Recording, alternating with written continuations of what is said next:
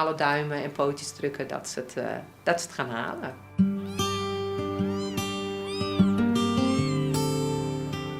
Er zijn gisteren op de Oosterkade in Leeuwarden 2 kittens gevonden van, we schatten dat ze ongeveer maandag geboren zijn.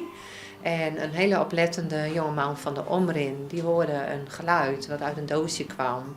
En daar zaten 2 piepkleine kittens in, die eigenlijk nog niet zonder de moeder kunnen. En hoe gaat het nou met die kittens? Het is altijd spannend, hè, want ze waren heel koud toen ze kwamen. Dus het is belangrijk dat ze op temperatuur komen, dat ze regelmatig geflesd worden. En gelukkig hebben we daarvoor onze medewerkster Kim, die ze mee naar huis genomen heeft.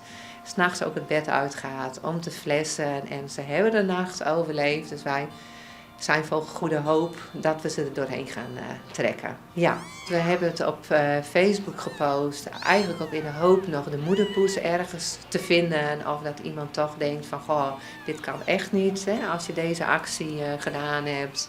Om de moederpoes met kittens te kunnen herenigen. Dat was de boodschap. Plus er zijn altijd mogelijkheden. Je kunt altijd met de dierenambulance of met de opvang bellen of in gesprek gaan met je eigen dierenarts. Als het een probleem is dat jouw poes kittens krijgt. We moeten eerst kijken, gaan ze het redden?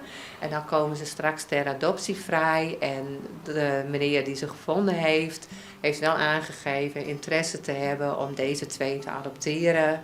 Maar we moeten eerst over die berg heen en dan alle duimen en pootjes drukken dat ze het gaan halen.